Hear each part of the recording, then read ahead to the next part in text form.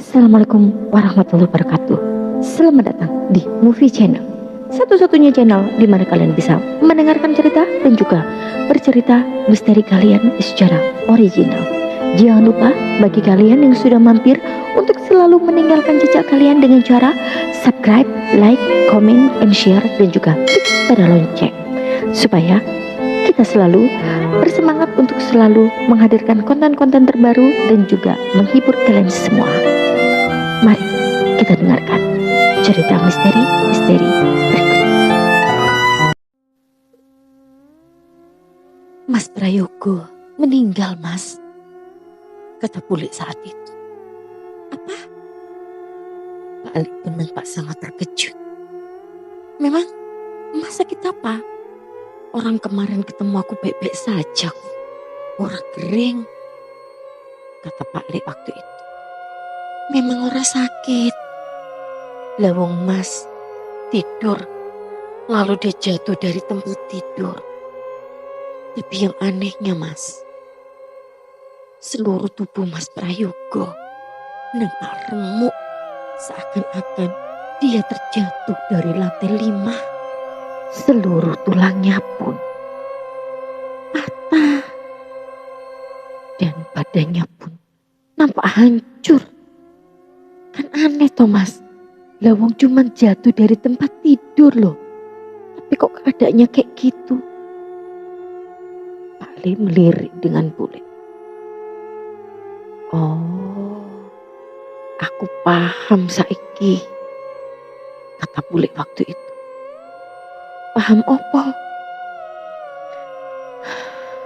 Ora nyongko tibake Masku dhewe, kata Pak Ali. Maksudmu apa, Mas? Aku wis ngerti, Dik. Sopo sing ngobong kandang awake dhewe wingi? Ternyata wis oleh walesan. Dan aku orang ngira lek iku Mas Prayogo, kata Pak Ali dengan gusar dan menahan amarahnya. Kowe aja ngawur, Mas. Mas Prayogo iki selama iki ngewangi awake dhewe, kata bule waktu itu. Kenyataane koyo ngono. Kenyataane ya Mas Prayogo to sing nglakoni. Kowe tahu dari mana? Bule pun gak salah sengit. Dia tidak mau jika kakaknya disalahkan atas kebakaran kandang waktu itu. Aku kan teko Wonogiri, Dik, jari Mbah Suri.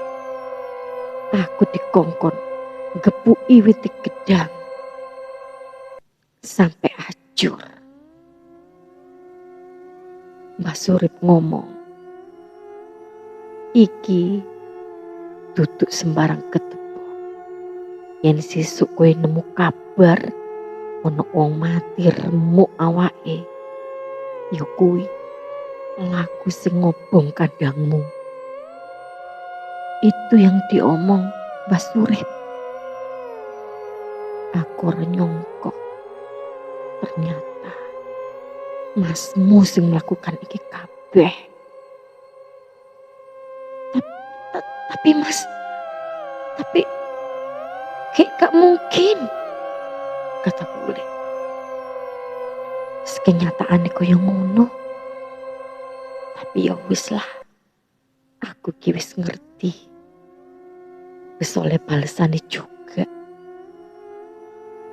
Terus apa sampai ora nilii keluargane Mas? Aku ya sik berkabung atas kematian Rama, jawab Pak Ali singkat waktu itu. Bule pun memahami kesedihan yang dialami oleh Pak Ali. Kehilangan anak pertama yang dia sayang dan juga rasa kecewa yang ditimbulkan oleh kakaknya, Mas Prayogo. Bule mengelus dada Pak Ali. Wis terdiri, Mas. Wis pengen ke istirahat, kata bule waktu itu. Malam ini Entah kenapa, aku pun tidak bisa tidur dan tidak bisa memejamkan mataku. Suara hujan dan juga petir seakan-akan dia terus saja menggelegar dan membuatku tidak bisa tidur.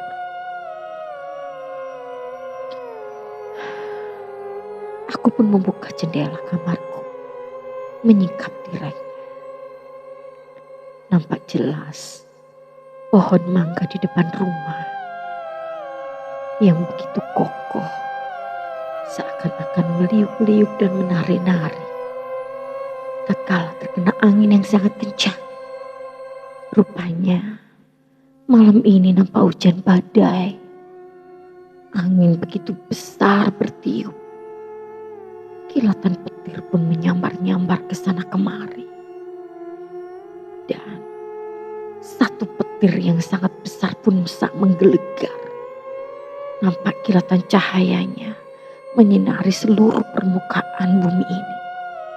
Aku melihat sosok perempuan berkebaya berdiri di bawah pohon mangga. Tubuhnya pun nampak kebasahan terkena air hujan. Walaupun malam ini sangatlah gelap, tapi aku bisa melihat dengan bantuan kilatan cahaya dari petir. Perempuan itu, dia nampak lurus tajam melihat ke arahku. Secepat kilat pun, aku langsung menutup tirai dari jendelaku. Saat aku memalingkan muka, betapa kagetnya aku. Ternyata Aldi dia ada di belakangku. Aldi, bubuk sini, katanya saat itu. Kukira dia juga ketakutan. Karena hujan ini sangat lebat, angin pun sangat kencang. Begitu juga dengan gemuruh petir. Seakan tidak ada habisnya. Malam ini sangatlah mencekam. "Kenapa, Aldi?" tanyaku waktu itu. Ada Kunti," katanya. Astaga, aku terhenyak seketika. Aku jadi teringat dengan perempuan yang pakai kebaya di bawah pohon mangga. Aku pun buru-buru mengajak Aldi untuk tidur dan tidak membuat kebisingan di kamar ini. Terdengar sayu-sayu. Seseorang mengetuk kaca jendela di kamarku. Jangankan untuk membuka selimut saja aku pun tidak berani melakukannya. Aku yakin pasti Kunti itulah yang melakukan ini semua. Aku menutup telingaku dan membungkus seluruh tubuhku dengan selimut yang sangat tebal. Aldi pun, dia langsung merangkulku karena takut. Nampaknya dia pun belumlah tertidur. Aku dan Aldi saling berpelukan. Dan kami berdua bersembunyi di bawah selimut.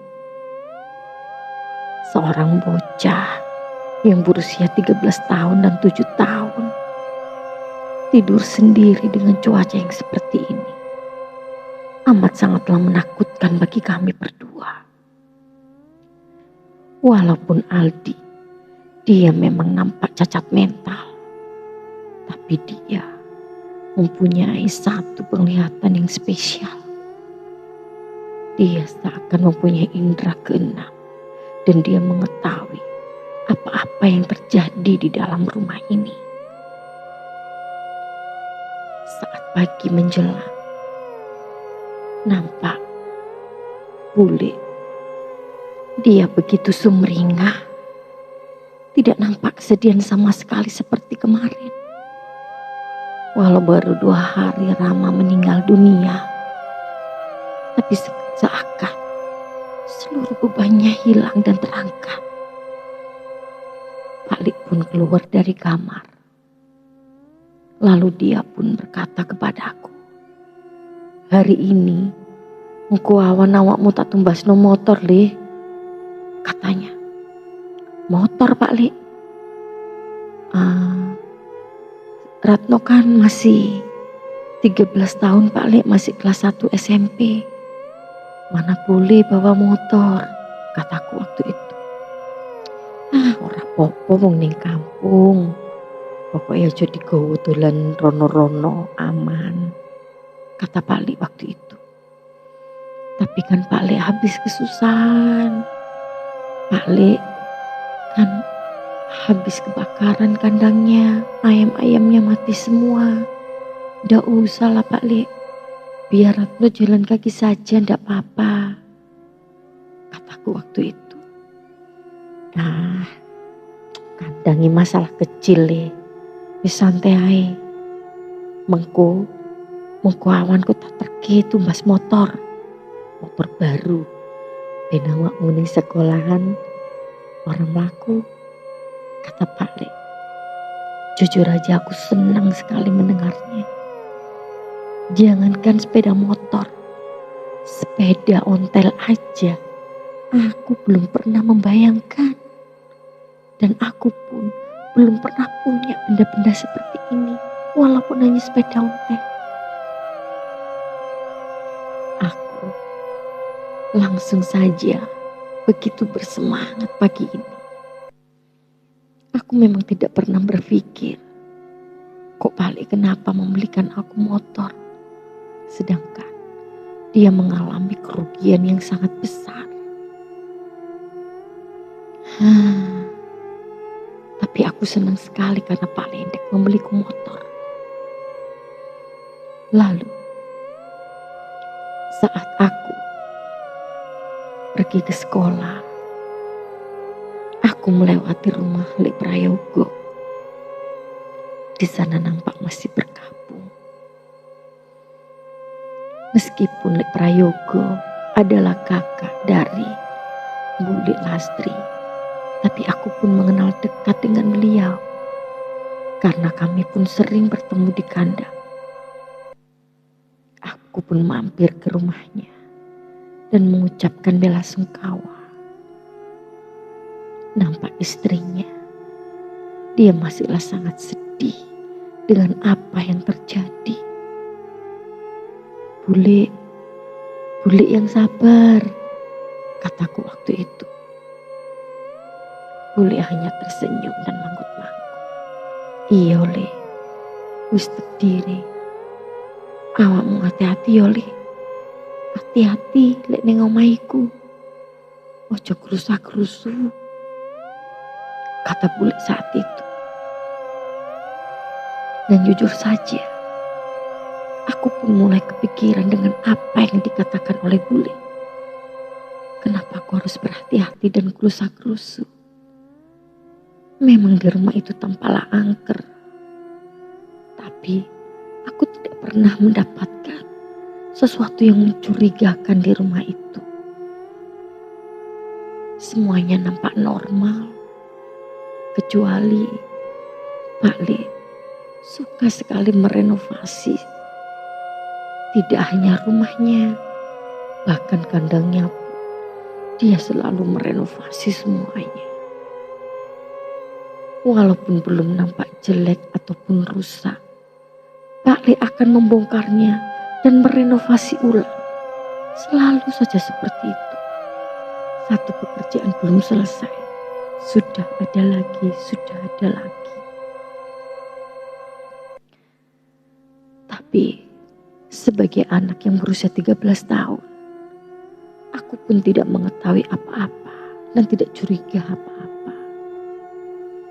Aku hanya bekerja dan sekolah, membantu Pak Le mengantar makanan, terkadang mengambil telur. Hanya itu saja pekerjaanku. Dan aku sangat menyukainya karena pekerjaanku tidaklah berat. Tapi Pak Le dan Bule, mereka begitu baik sampai memberikan aku motor, memberikan uang saku yang sangat banyak. Ketika pulang sekolah, aku mendapati begitu riuh ramai di rumah. Ada apa ini? Tanyaku kepada bule. Itu ada kuli yang jatuh dari lantai 3. Loh, kok bisa bule? Nah, bule juga enggak tahu. Kan bule di dapur, katanya. Bagaimana ceritanya kok bisa jatuh? Katanya, kuli itu sedang membenarkan jendela yang nampak rusak. Dan tidak tahu kenapa, dia seakan tergelincir. Tangga yang dia pakai pun jatuh dan mengenai tubuhnya. Mayatnya jatuh tepat di bawah pohon mangga. Dan kepalanya pun terantuk batu hingga bocor dan mengeluarkan banyak sekali darah. Kuli itu kehabisan darah. Mungkin itulah penyebabnya kenapa kuli itu meninggal dunia. Keadaan rumah begitu heboh. Aku melihat kuli tersebut. Rupanya itu adalah Mas Sutris. Dia masih muda, usianya belumlah 20 tahun. Kasihan sekali dia.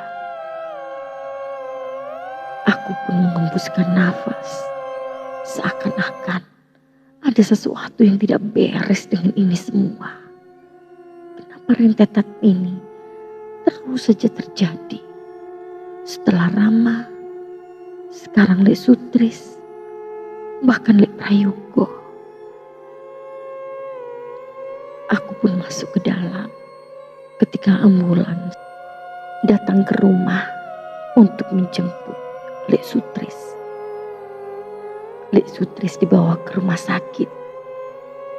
Keluarganya nampak begitu terpukul.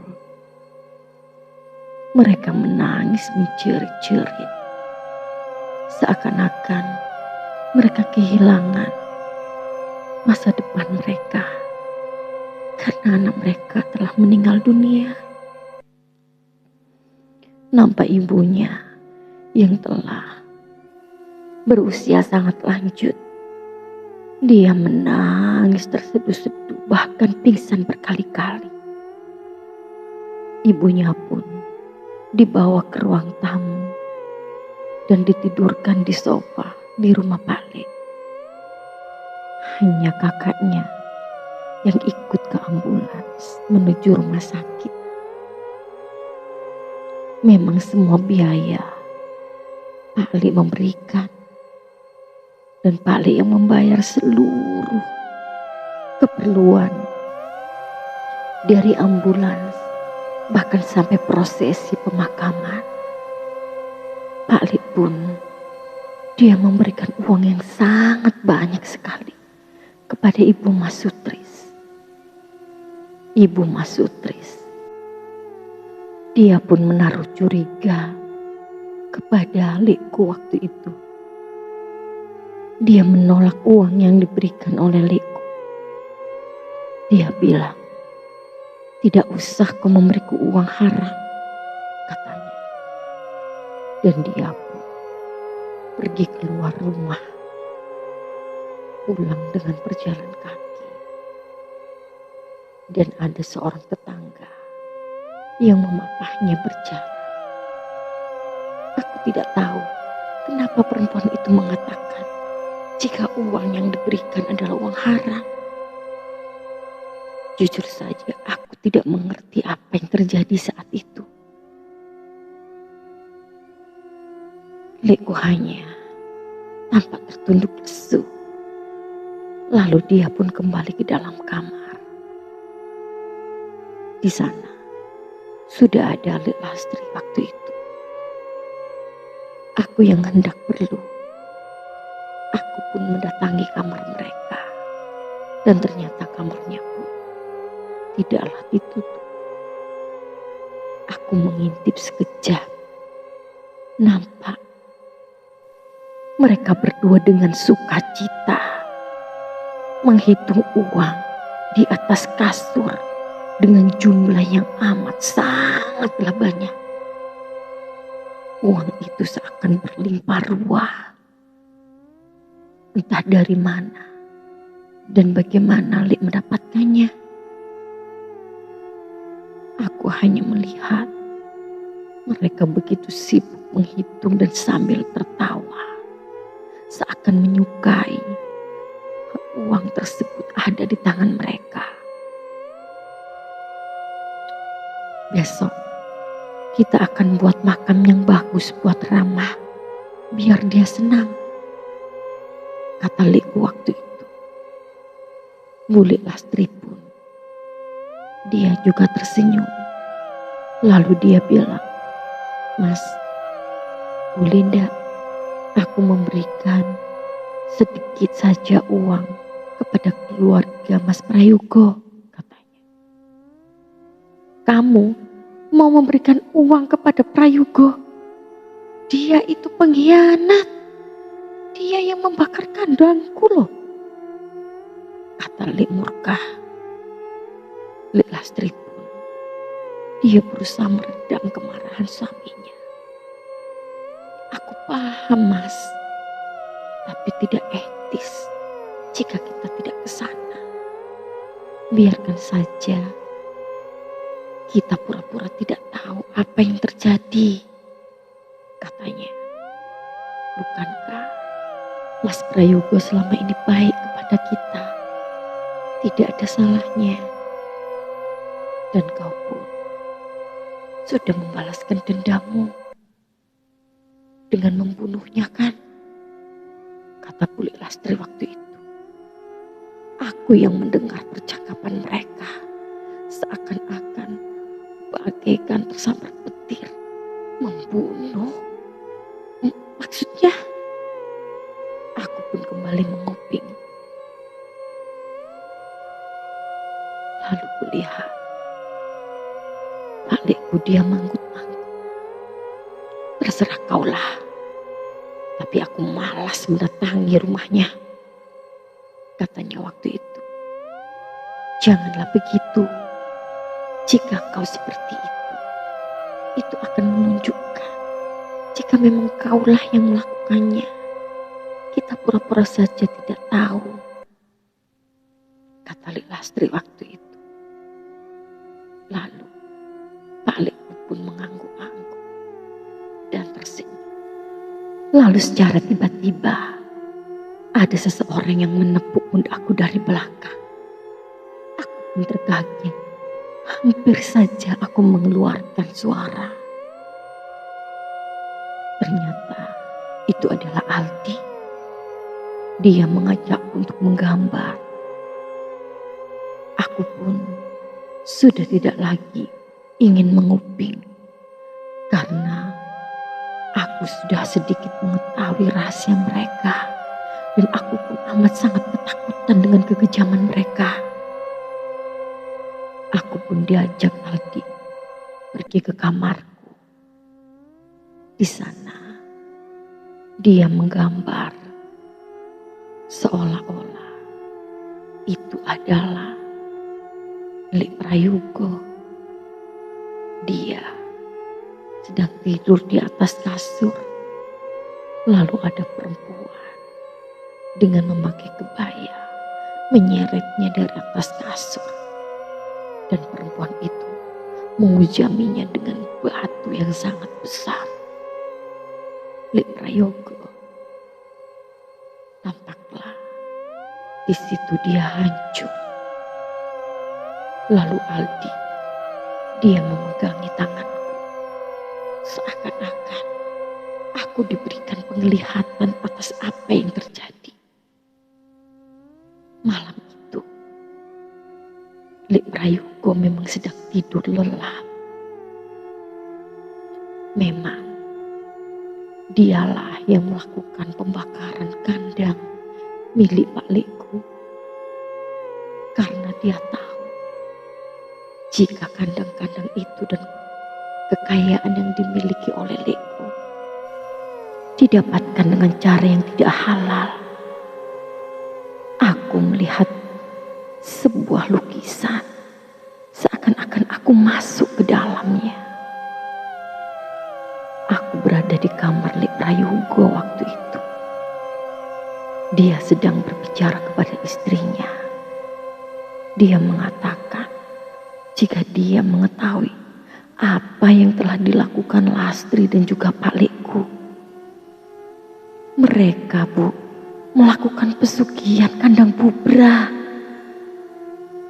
Aku harus membakar kandangnya supaya mereka berhenti melakukan semua ini. Jangan, Pak, jangan ikut campur, kata istri Lek Prayogo waktu itu. Tapi aku tidak ingin adikku melakukan kesalahan yang seperti ini, Bu. Lalu esoknya Lek Prayogo membakar satu kandang milik Pak Lekku. Dan ayamnya pun semuanya mati, tidak ada satupun yang tersisa. Saat itu pun Lekku merasa gusar dan marah, ingin mengetahui siapa yang melakukan ini semua. Maka dari itulah malam itu Lekku menuju Wonogiri untuk bertemu Mbah Sure. Dan saat malam pun, dikala Lekku sedang melakukan ritual, aku melihat di dalam kamar Lek Prayogo ada seorang perempuan. Dia menyeret Lek Prayogo. Lek Prayogo nampak ketakutan. Tapi perempuan itu dengan wajah seram dan senyum yang sangat menyeringai menghantam tubuh Lek Prayogo dengan batu yang sangat besar, memukulnya bertubi-tubi hingga Lek Prayogo pun dia terkapar dengan darah amat sangat berceceran. Tapi yang bikin aneh, istrinya yang tidur di sebelah, dia tidak mendengar apapun suara dari Lek Prayogo. Bahkan waktu itu pun Lek Prayogo dia berteriak sangatlah kencang untuk meminta tolong. Tapi istrinya pun dia sama sekali tidak terbangun. Dia terkaget saat di pagi harinya mendapati Lek Prayogo telah meninggal dunia. Perempuan itu sebelum dia pergi, dia pun menatapku dengan sangat sinis dan tersenyum, seolah-olah dia sudah mengetahui jika aku mengetahui semua ini. Aku pun disadarkan oleh Aldi. Mas, Belayu, Belayu, katanya waktu itu. Aku yang mulai tersadar. Aku tidak memahami apa maksud dari kata Melayu. Melayu bukannya lari. Lari kenapa? Dan lari dari apa? Tubuhku penuh dengan keringat saat itu. Tiba-tiba kamarku pun dibuka dan nampak Lek Lastri. Dia masuk ke dalam kamarku. Loh, pada ngapain? Tanyanya waktu itu. Enggak, Lek, tanyaku dengan gugup. Loh, kamu kenapa berkeringat, Lek? Kenapa kamu kok keringatnya banyak banget? Habis ngapain kamu? Gerah, Lek, jawabku asal. Kalian ngapain? Lagi menggambar bersama Aldi. Oh, ya wis, jangan lupa maem dulu ya, kata bule waktu itu. Aldi, jangan lupa setelah makan langsung bobo, kata Lek Lastri. Aldi, dia tidak menyukai kedua orang tuanya. Dan dia pun selalu ketakutan ketika melihat ayah dan ibu Assalamualaikum warahmatullahi wabarakatuh. Hai, senang sekali Sobat Movie Lover, kita ketemu lagi dalam keadaan sehat walafiat. Bagi yang sedang sakit, semoga lekas disembuhkan. Hari ini telah selesai part kedua dari kandang kubra Juragan Ayam. Oke guys, jangan lupa besok akan hadir lagi di part yang ketiga. Kayaknya mungkin besok adalah part terakhir ya dari cerita misteri kali ini. Aku mengucapkan terima kasih banyak yang udah mampir. Jangan lupa yang udah mampir, tinggalkan jejak kalian dengan cara like, subscribe, comment, and share. Dan juga tekan tanda loncengnya supaya jika aku upload video baru, kalian langsung jadi orang pertama yang mengetahuinya. Oke teman-teman, semoga kalian selalu bahagia, selalu diberi kelancaran rezeki. Dan aku pamit undur diri. Assalamualaikum warahmatullahi wabarakatuh. See you, bye-bye.